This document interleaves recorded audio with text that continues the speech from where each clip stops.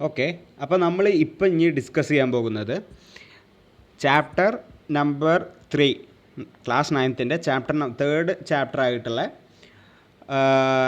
Bank the ഡ്രമ്മിലത്തെ language ആക്ടിവിറ്റീസാണ്. Okay, അതിൽ ഒന്നാമത്തെ ആക്ടിവിറ്റി എന്ന് പറയുന്നത് read the sentence given below from the story the raise.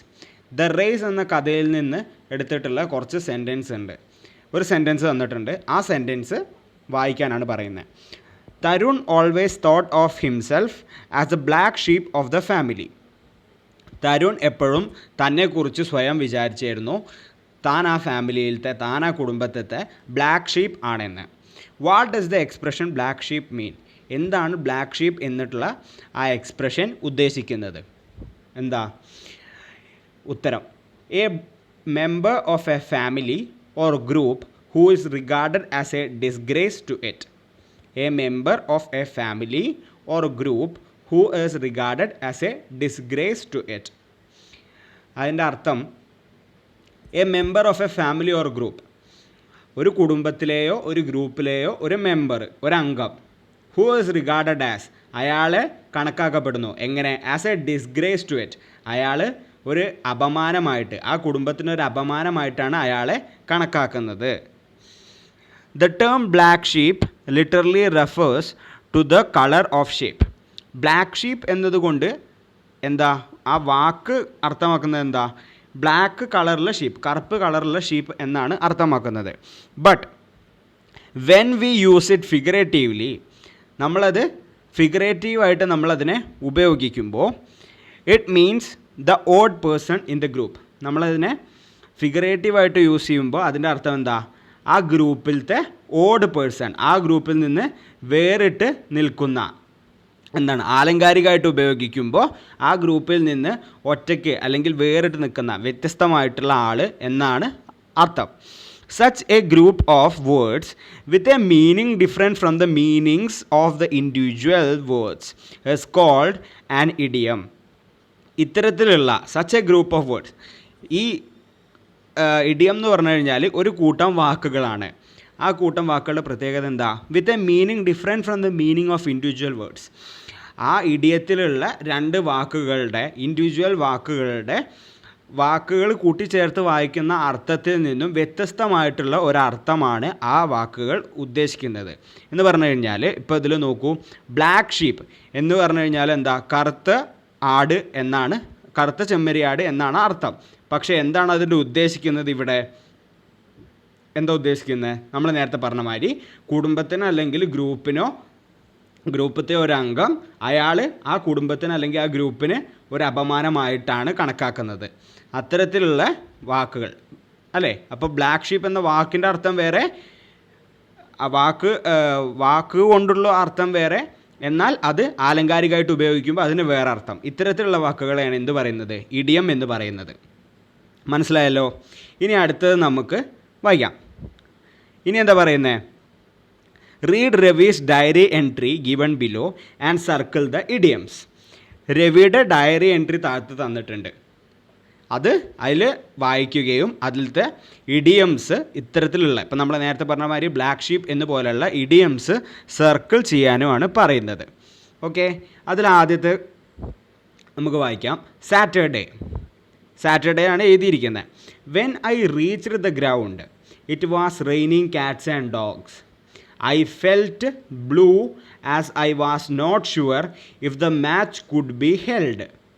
Viewers like me get a chance of watching a match only once in a blue moon. The ball was in the umpire's court. Finally, the match started and we enjoyed a wonderful game. Today is a red letter day in my life. ഇത് ഒരു diary എൻട്രിയാണ്, രവിയുടെ diary എൻട്രിയാണ്. ഇനി now match the idioms you have identified with their meanings. നമ്മൾ identify ചെയ്ത ഇഡിയംസിനെ മീനിങ്സുമായിട്ട് match ചെയ്യാനാണ് പറയുന്നത്. അപ്പോൾ നമ്മൾ ഐഡൻറ്റിഫൈ ചെയ്ത ഇഡിയംസ് ഏതൊക്കെയാണെന്ന് നോക്കാം. അതിൽ ആദ്യത്തെ സെൻറ്റൻസിൽ നോക്കൂ, it was raining cats and dogs. അത് ഒരു ഇഡിയമാണ്. പിന്നെ അത് കഴിഞ്ഞ ഉടനെ ഐ ഫെൽറ്റ് ബ്ലൂ, അതും ഒരു ഇഡിയമാണ്. പിന്നെ കണ്ടില്ലേ, അത് കഴിഞ്ഞിട്ട് അടുത്ത സെൻറ്റൻസിൽ viewers like me get a chance of watching a match only once in a blue moon. Once in a blue moon, അതും ഒരു ഇഡിയമാണ്.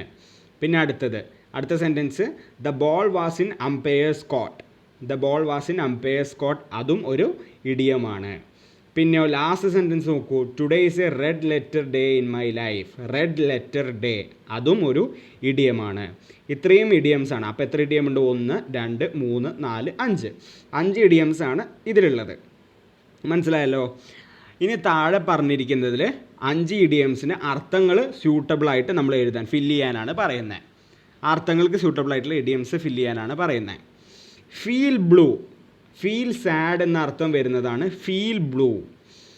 ഓക്കെ, ഇവിടെ എഴുതിയിരിക്കുന്നത് ഫെൽറ്റ് ബ്ലൂ എന്നാണ്, കാരണം അത് പാസ്റ്റ് ടെൻസ് ആണ്. മനസ്സിലായല്ലോ?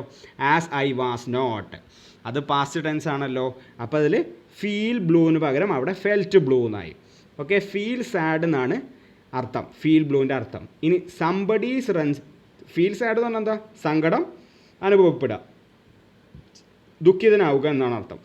ഇനി somebody's responsibility to take action, ആരുടെയെങ്കിലും ഉത്തരവാദിത്വം, എന്തെങ്കിലും ഒരു കാര്യം ഏറ്റെടുക്കാൻ വേണ്ടിയിട്ട് ആരുടെയെങ്കിലും ആക്ഷൻ ചെയ്യാൻ വേണ്ടിയിട്ട്, എന്തെങ്കിലും ഒരു ആക്ഷൻ എടുക്കാൻ വേണ്ടിയിട്ട് ആരുടെയെങ്കിലും ഉത്തരവാദിത്വം. അതിൻ്റെ അർത്ഥം എന്താ?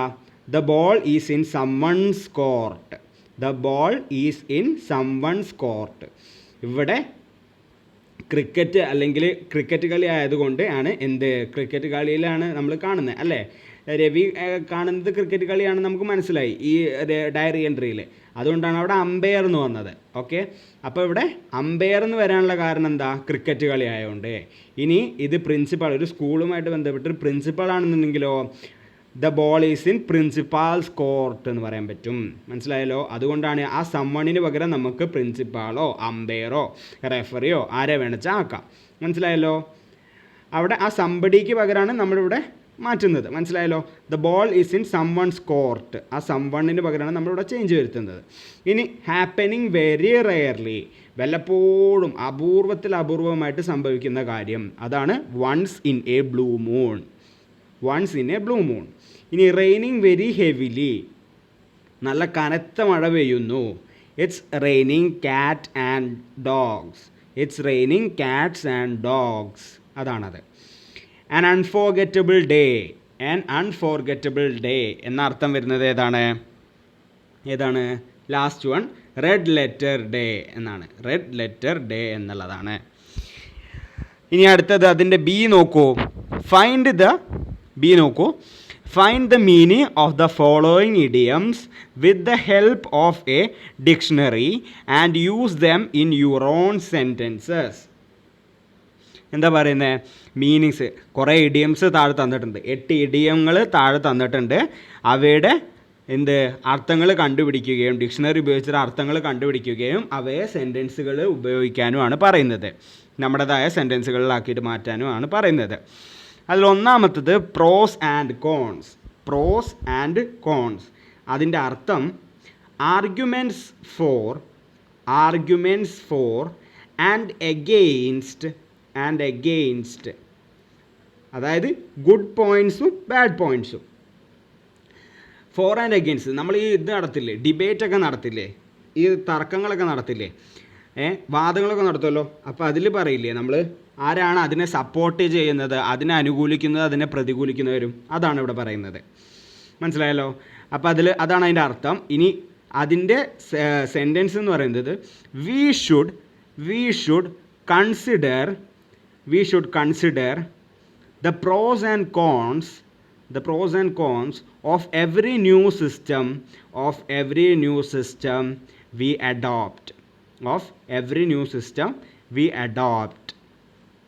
ഇനി രണ്ടാമത്തേത് ബെഡ് ഓഫ് റോസസ്. അതിൻ്റെ അർത്ഥം an easy or a comfortable situation or activity.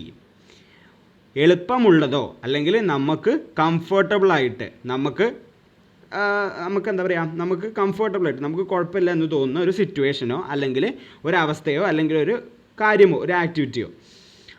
അതിന് ഉദാഹരണം, for many of us life is not a bed of roses. For many of us life is not a bed of roses.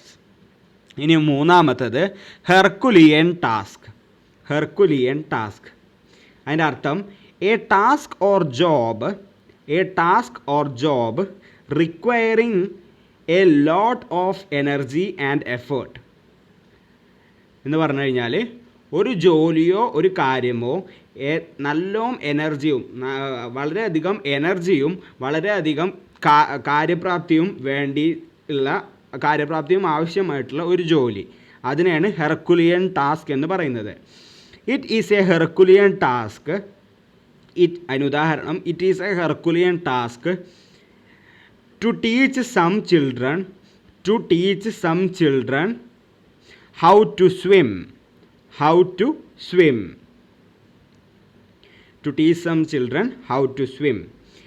ഇനി നാലാമത്തത് blue blood. എന്താണ് blue blood? അതിൻ്റെ അർത്ഥം a member of a wealthy family and upper class family. A member of a wealthy and upper class family എന്ന് പറഞ്ഞു കഴിഞ്ഞാൽ വളരെ ധനികനായിട്ടുള്ള ഒരു ആൾ എന്ന് പറഞ്ഞാൽ വളരെ നല്ല പൈസ ഉള്ള ഒരാളുടെ വീട്ടിലത്തെ ഒരു കുടുംബത്തിലത്തെ ഒരു അംഗം. ഓക്കെ, അല്ലെങ്കിൽ അപ്പർ ക്ലാസ് ഉയർന്ന തട്ടിലുള്ള ഒരാളുടെ ഒരു കുടുംബത്തിലത്തെ ഒരംഗം. ബ്ലൂ ബ്ലഡ്സ് ഉദാഹരണം blue bloods cannot often understand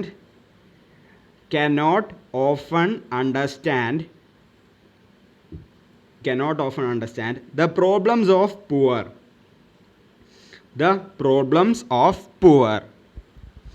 ഇനി അഞ്ചാമത്തത് ക്രോക്കോഡൈൽ ടിയേഴ്സ്. നമ്മൾ മുതലക്കണ്ണീര് എന്ന് പറയില്ലേ, അത് ക്രോക്കോഡൈൽ ടിയേഴ്സ്. അതിൻ്റെ അർത്ഥം എന്താ? അതെ, കപട കരച്ചിൽ, fake cry, showing sadness that is not real. സത്യമല്ലാത്ത സങ്കടം നടിക്കുക. ഓക്കെ, അതിൻ്റെ അർത്ഥം, അതിന് example, some politicians cry crocodile tears for the poor during the election time. ഇനി അടുത്തത് 11th hour. അതിന് ഉദാഹരണം, അതിൻ്റെ അർത്ഥം the last possible time for doing something. എന്തെങ്കിലും ഒരു കാര്യം ചെയ്യാൻ വേണ്ടിയിട്ടുള്ള ഏറ്റവും അവസാനത്തെ നിമിഷം, ചെയ്യാൻ പറ്റുകയാണെങ്കിൽ ഇപ്പം ചെയ്യണം എന്നുള്ള ആ അവസാനത്തെ നിമിഷം, അതാണ് 11th hour എന്ന് പറയുന്നത്. Some students starts preparing for exams only at the 11th hour.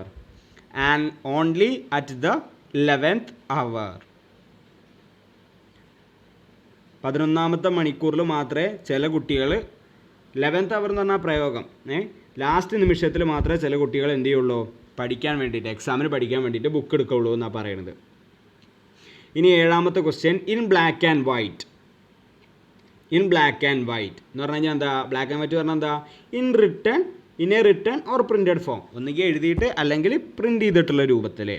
In a written or printed form എന്ന് പറഞ്ഞു കഴിഞ്ഞാൽ അതിന് ഉദാഹരണം, the principal wants to get the explanation in black and white. ഇനി ലാസ്റ്റ് വൺ, റെഡ് ടേപ്പ് എന്ന് പറഞ്ഞു കഴിഞ്ഞാൽ time consuming regulations and official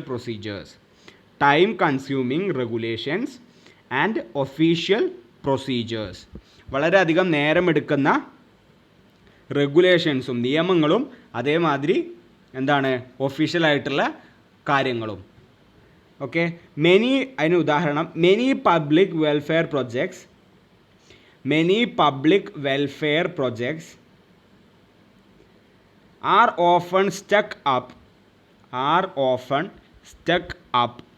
in red tape. എല്ലാവരും എഴുതിയല്ലോ.